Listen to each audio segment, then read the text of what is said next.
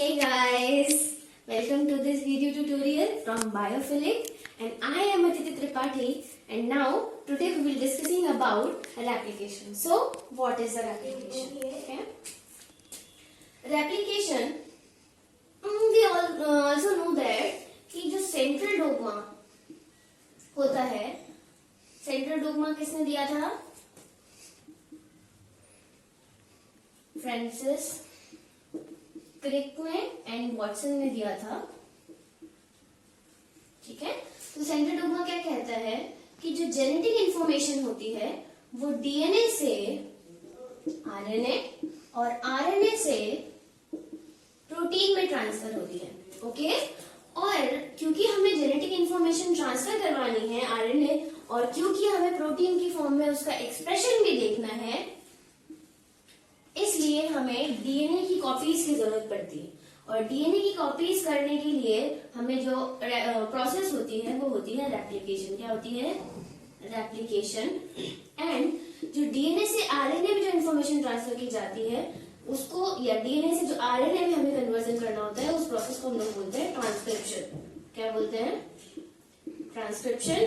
और आरएनए से जो प्रोटीन फॉर्म होती है उस प्रोसेस का नाम होता है ट्रांसलेशन. ठीक है, वन बाय वन हम लोग सभी के बारे में डिस्कस करेंगे, बट टुडे हम लोग रेप्लिकेशन के बारे में बात करते हैं. ओके,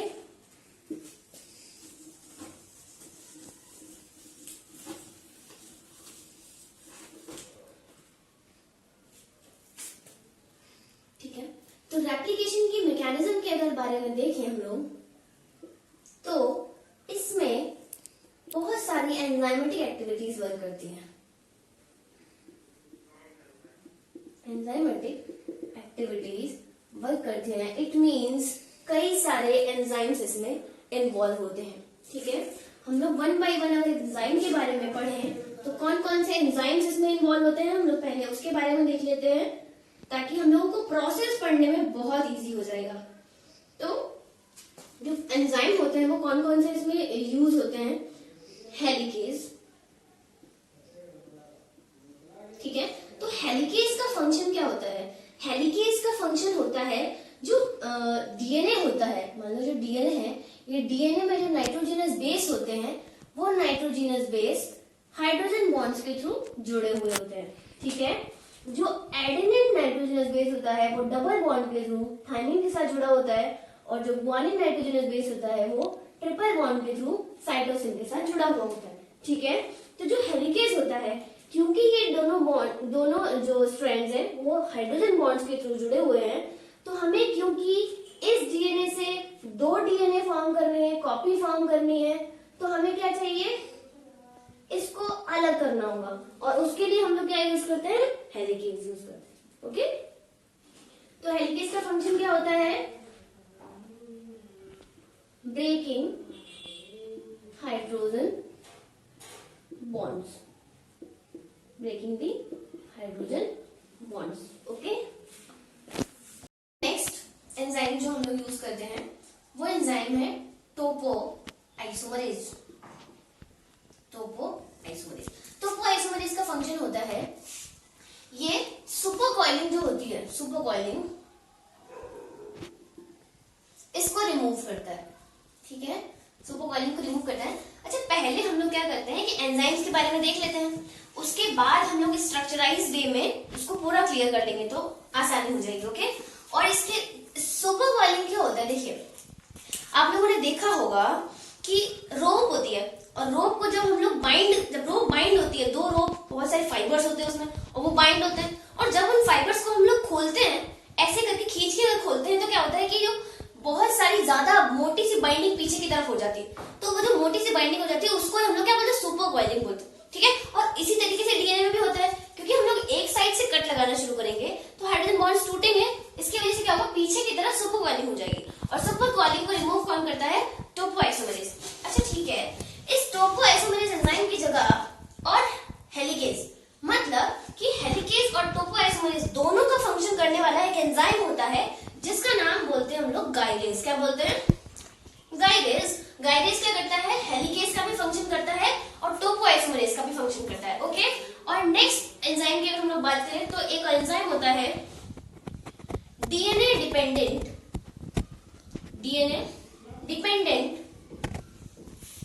डीएनए पॉलीमरेज, ठीक है।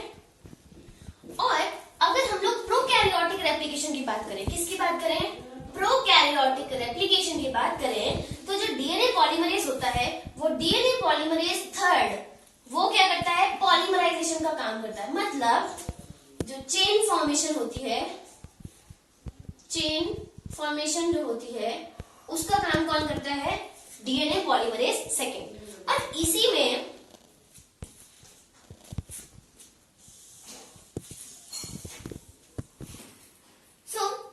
डीएनए पॉलीमरेज थर्ड के अलावा यहाँ पर एक एंजाइम डीएनए पॉलीमरेज, अच्छा पॉलीमरेज को हम लोग पॉल से थोड़ा सा डिनोट कर देते हैं, तो डीएनए पॉल फर्स्ट भी यहाँ पर यूज होगा, okay.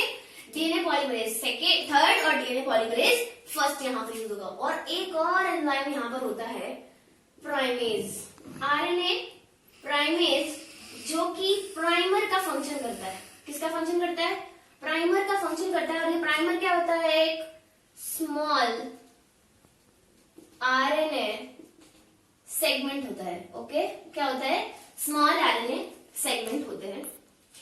Last but not least एक एंजाइम और है लाइगेज, ठीक है। लाइगेज एंजाइम क्या करता है कि जब बॉन्ड बन जाते हैं, स्ट्रैंड्स बन जाते हैं, तो फाइनली क्या होता है, थोड़ी सी किंक रह जाती है और उस किंक को फिलअप करने का काम कौन करता है, लाइगेज। तो लाइगेज का काम क्या होता है, किंक को फिल करता है, ठीक है। ये हुए आपके सारे एंजाइम। अब हम लोग थोड़ा सा स्ट्रक्चराइज वे में देखते हैं और फाइनली एक सिंपल वे में आपको पूरा रेप्लिकेशन समझ में आने वाला है। देखिए क्या होता है, क्या है, हम लोग स्ट्रक्चर के बेस पे देखते हैं। देखिए क्या होता है कि ये दो आपके पास डीएनए है, थोड़ा सा मार्कर चेंज कर लेती हूँ। आपके पास दो डीएनए स्ट्रैंड होते हैं, डबल स्ट्रैंडेड होता है डीएनए, पता है आपको, वॉटसन एंड क्रिक ने डबल हेलिक्स मॉडल दिया था। इसमें क्या होता है, एक स्ट्रैंड होता है आपका 3 प्राइम टू 5 प्राइम, ठीक है, और एक स्ट्रैंड आपका होता है 5 प्राइम टू 3 प्राइम, ओके। अब यहाँ क्या होते हैं, कुछ नाइट्रोजनस बेसेस होते हैं बहुत सारे, वो यहाँ पर हाइड्रोजन बॉन्ड्स के थ्रू जुड़े हुए होते हैं।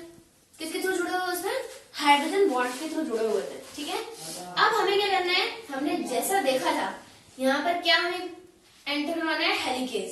क्या एंटर करना है, हेलिकेज। और जो हेलिकेज होता है ये क्या होता है, जैसे हेलिकेज बाइंड होगा तो हेलिकेज को हम लोग लैगिंग स्ट्रैंड पे बाइंड करते हैं। मतलब एक लैगिंग स्ट्रैंड होता है और एक लीडिंग स्ट्रैंड होता है, अभी हम लोग पढ़ेंगे। तो वहां ये हेलिकेज होता है एक लैगिंग स्ट्रैंड पे बाइंड हो जाता है, ठीक है। और इसका फंक्शन क्या होता है, हाइड्रोजन बॉन्ड्स को ब्रेक करना। और जैसे ही हाइड्रोजन बॉन्ड्स ब्रेक होते हैं, ये स्ट्रक्चर कुछ इस तरीके का दिखाई देने लगता है, इस तरीके का, ठीक है। एक वाई शेप स्ट्रक्चर दिखाई देने लगता है 5 प्राइम टू 3 प्राइम। और इसको हम लोग क्या बोलते हैं, रेप्लिकेशन फॉर्म। क्या बोलते हैं, रेप्लिकेशन फॉर्म।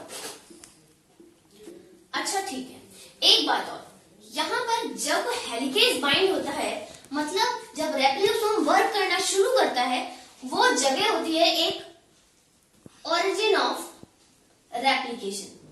जिस जगह से रेप्लिकेशन स्टार्ट होता है उसको क्या बोलते हैं हम लोग, ओरिजिन ऑफ रेप्लिकेशन बोलते हैं, ओके। अब हमने क्या किया, हम लोगों ने हेलिकेज बाइंड करा दिया और जैसे ही हेलिकेज बाइंड कराया, ये हेलिकेज क्या करेगा, हाइड्रोजन बॉन्ड्स को ब्रेक कर दिया। और जैसे ही हाइड्रोजन बॉन्ड्स को ब्रेक किया, यहाँ पर क्या हो जाएगा, सुपर कॉइलिंग हो गई होगी। क्या हो गई होगी, सुपर कॉइलिंग हो गई होगी। और इस सुपर कॉइलिंग को रिमूव करने के लिए हम लोग कौन सा एंजाइम एंटर कराएंगे, टोपो आइसोमरेज, ठीक है। कौन सा एंजाइम एंटर कराएंगे, टोपो आइसोमरेज। और जैसे ही हमने टोपो आइसोमरेज एंटर कराया, ये सुपर कॉइलिंग क्या हो जाएगी, रिमूव हो जाएगी, ठीक है। ये रिमूव हो गई, ठीक। 3 प्राइम टू 5 प्राइम और 5 प्राइम टू 3 प्राइम। यहाँ पर हमने हेलिकेज बाइंड कराया और यहाँ पर हमने टोपो आइसोमरेज को बाइंड करा दिया। अब देखिए क्या होगा कि जैसे हमने हेलिकेज बाइंड करा के हमने क्या कराया, हाइड्रोजन बॉन्ड्स को ब्रेक कराया है। लेकिन अगर हाइड्रोजन बॉन्ड्स ब्रेक हुए हैं तो ठीक है। अब जैसे ही हमने हेलिकेज बाइंड कराया तो क्या अगर रिकॉइलिंग भी तो हो सकती है, वापस से हाइड्रोजन बॉन्ड्स जुड़ भी तो सकते हैं, लेकिन ऐसा करने से बचने के लिए हमें क्या करना है कि थोड़ी सी जगह कम है तो मैं थोड़ा सा इधर लिख देती हूँ। क्या करना है, अगर ऐसी कोई कंडीशन है तो मैंने एक एंजाइम होता है, एक प्रोटीन होती है जिसको हम लोग बोलते हैं सिंगल स्ट्रैंडेड बाइंडिंग प्रोटीन। क्या बोलते हैं? सिंगल स्ट्रैंडेड बाइंडिंग प्रोटीन, जो कि क्या करता है, रिकॉइलिंग को प्रिवेंट करता है। क्या करती है? Prevent recoiling. और ये जो है यहाँ पर आकर के बाइंड हो जाएगी, ऐसे करके जगह जगह पे बाइंड हो गई।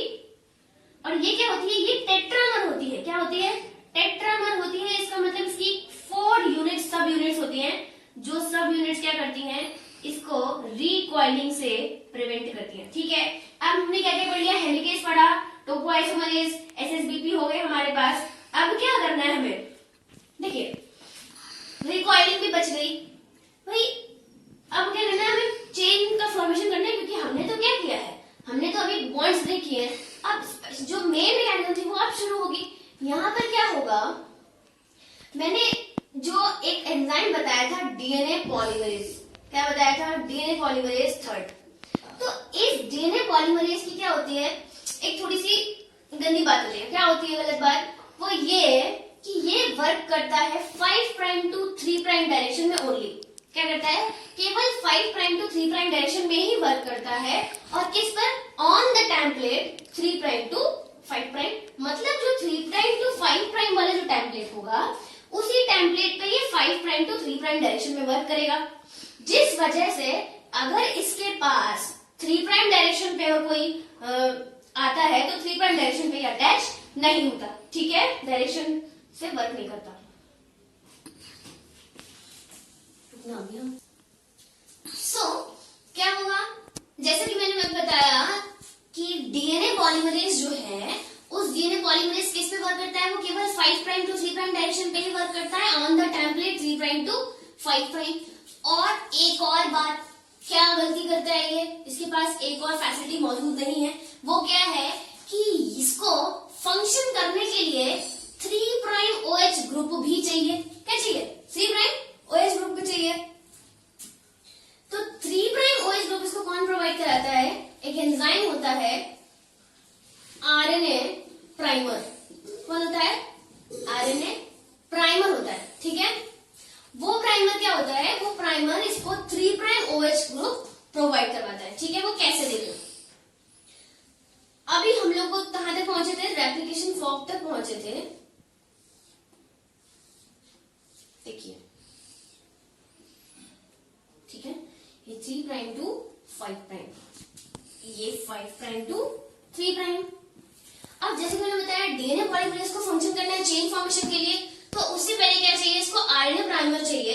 तो यहाँ पर क्या होता है, जो आरएनए प्राइमर होता है वो यहाँ पर आके बाइंड हो जाता है। और जैसे ही आरएनए प्राइमर यहाँ पर आके बाइंड होता है, ये अपनी एंड पे एक OH ग्रुप फ्री कर देता है। और जैसे ही OH ग्रुप इसको फ्री मिलता है, 3 प्राइम OH ग्रुप, ये जो डीएनए पॉल होता है वो आकर के यहाँ पर पे बाइंड हो जाता है। कौन बाइंड हो गया? DNA Paul 3। ठीक है, और जैसे ही बाइंड हो गया, अब क्या होगा? चेन का फॉर्म, मतलब बेस जो होते हैं नाइट्रोजनस बेस आगे बाइंड होने लग जाएंगे और ये यहाँ पर स्ट्रैंड का फॉर्मेशन हो जाएगा। ठीक है, तो इसके लिए ये जो स्ट्रैंड है वो टेम्पलेट स्ट्रैंड हो गया। कौन सा हो गया? Template strand. और ये जो फॉर्म हुआ ये क्या हो गया? न्यूली सिंथेसाइज्ड स्ट्रैंड या फिर डॉटर स्ट्रैंड भी बोलते हैं इसको। ठीक है, ठीक है। अब देखो यहाँ इस वाली जगह पे तो ये आसानी से फॉर्म कर लेगा, लेकिन जो दूसरा वाला स्ट्रैंड है वो दूसरा वाला स्ट्रैंड क्या है? 5 प्राइम एंड पे है। देखिए, और अगर क्योंकि ये 5 प्राइम एंड पे है तो क्या इसकी पोलैरिटी यहाँ पर है? नहीं है। तो इसके लिए हमें क्या करना पड़ता है?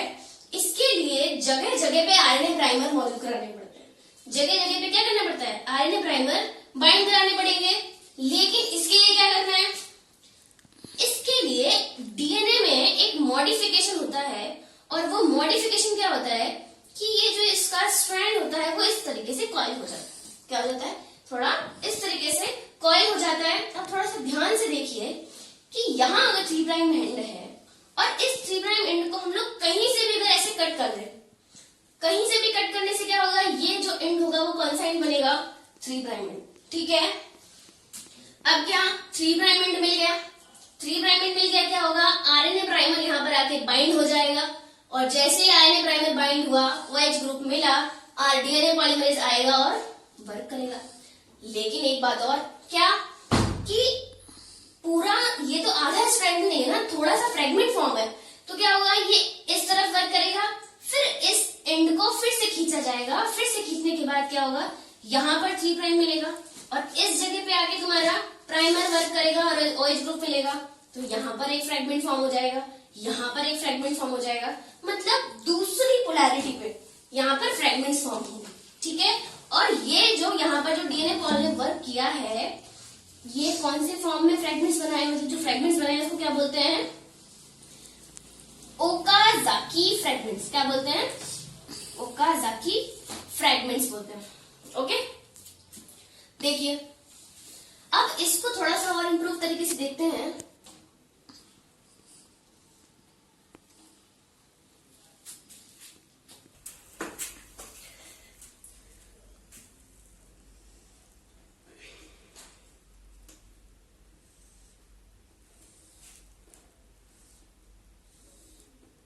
ठीक है, यहाँ पर हमने हेलिकेज बाइंड कराया था, हेलिकेज का फंक्शन हो गया, उसके बाद यहाँ पर टोपोआइसोमरेज बाइंड था, फिर यहाँ पर हमने क्या बाइंड कराया था, FSBP बाइंड कराया था। उसके बाद ये वाला स्ट्रैंड में प्राइमर बाइंड था, 3 प्राइम OH ग्रुप फ्री हुआ था, इसकी वजह से डीएनए पॉल फंक्शन किया और यहाँ तक इसने कंप्लीट कर दिया अपना पॉलीमराइजेशन।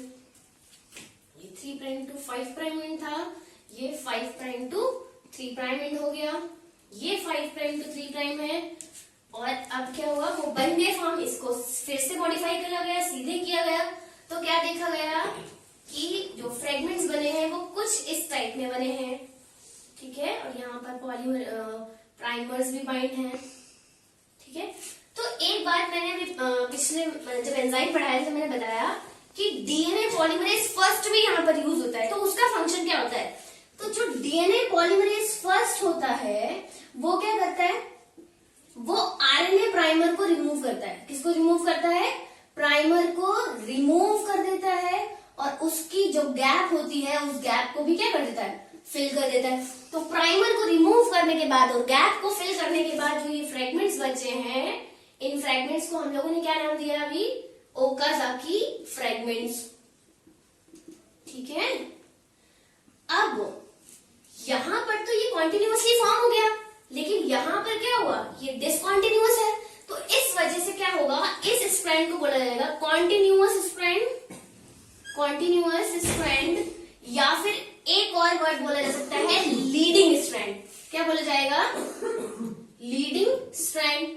और ये डिसकॉन्टिन्यूअसली फॉर्म हुआ है, इसलिए इस स्ट्रैंड को हम लोग डिसकॉन्टिन्यूअस स्ट्रैंड या फिर लैगिंग स्ट्रैंड भी बोल सकते हैं, ठीक है, लैगिंग स्ट्रैंड भी बोल सकते हैं।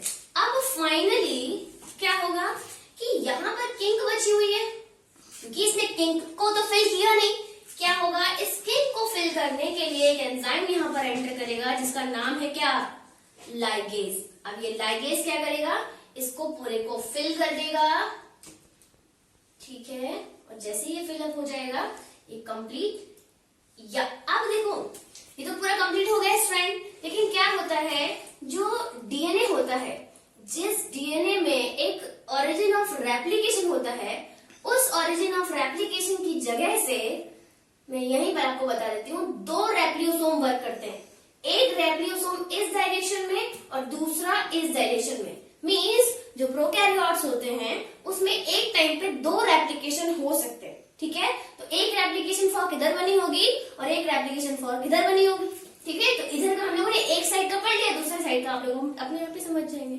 समझ गए मेरी बात। तो यहाँ पर क्या हुआ, अब इस पूरी प्रोसेस के थ्रू 2 डीएनए हमको मिल गए, ठीक है, 3 prime to 5 prime, 5 prime to 3 prime, और दूसरा क्या मिला, फिर से मिल गया 3 प्राइम टू 5 प्राइम और 5 प्राइम टू 3 प्राइम। इस तरीके से हमें 2 डीएनए मिल गए, और ये कौन से प्रोसेस के थ्रू मिले, हमें रेप्लिकेशन प्रोसेस के थ्रू मिले, ठीक है। ओके, तो रेप्लिकेशन आपका कंप्लीट हो गया। अब नेक्स्ट वीडियो में हम लोग ट्रांसक्रिप्शन के बारे में भी पढ़ेंगे, ओके, और अगर आपको ये वीडियो पसंद आई है तो आप इसको शेयर कीजिए और मेरा चैनल सब्सक्राइब कीजिए।